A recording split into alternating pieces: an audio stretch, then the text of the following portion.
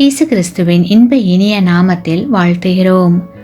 இன்றைய வேத வசனம்.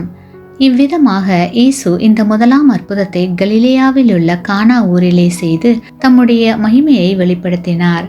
அவருடைய சீஷர்கள் அவரிடத்தில் விசுவாசம் வைத்தார்கள்.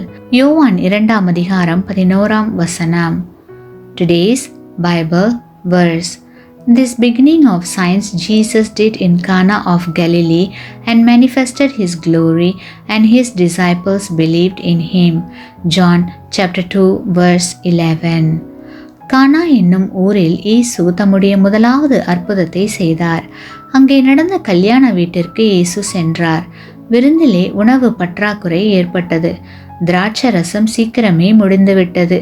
அதை பற்றி இயேசுவின் தாயார் இயேசுவிடம் கூறினார். பின்னர் வேலைக்காரர்களை பார்த்து, அவர் என்ன சொல்லுகிறாரோ அதன்படி செய்யுங்கள் என்று சொல்லிவிட்டு இயேசுவின் தாயார் போய்விட்டார். இயேசு 6 கற்சாடிகளை கொண்டு வரச் சொல்லி அவற்றில் தண்ணீர் ஊற்றச் சொன்னார். அப்படியே தண்ணீர் ஊற்றினார்கள். பின்னர் அந்த தண்ணீரை எடுத்து பரிமாறச் சொன்னார். கற்சாடிகளில் ஊற்றப்பட்ட தண்ணீர் திராட்சை ரசமாக மாறியிருந்தது. அதை ருசி பார்த்த பந்தி விசாரிப்புக்காரன், முதலில் இருந்த ரசத்தை விட இந்த திராட்சை ரசம் ருசியாயிருக்கிறது என்றான். அற்புதத்தால் விளைந்த அந்த திராட்சை ரசம் அந்த அளவிற்கு மேலானதாக இருந்தது. இந்த அற்புதத்தை பார்த்த சீஷர்கள் அவர் மேல் விசுவாசம் வைத்தார்கள். இந்த அற்புதத்தின் மூலம் தேவனுடைய மகிமையை இயேசு வெளிப்படுத்தினார். கிறிஸ்துவுக்குள் அன்பானவர்களே, தேவன் தம்முடைய வாழ்க்கையில் செய்கிற அற்புதங்களை நாம் மற்றவர்களுக்கு சொல்ல வேண்டும். யாரோ ஒருவருக்கு ஆண்டவர் உதவி செய்தார் என்று சொல்வதை விட நமக்கு என்ன விதத்தில் உதவி செய்தார் என்பதை சொல்லுவது மிகவும் பயனுடையதாக இருக்கும்.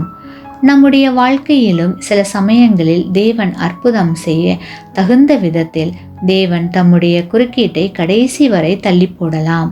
அதற்கிடையில் துன்பங்கள் நேரிடுவதாக தெரியலாம்.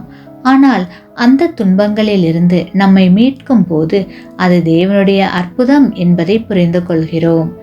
தேவன் உங்கள் வாழ்க்கையில் செய்கிற அற்புதங்களை மற்றவர்களிடம் சொல்லுங்கள்.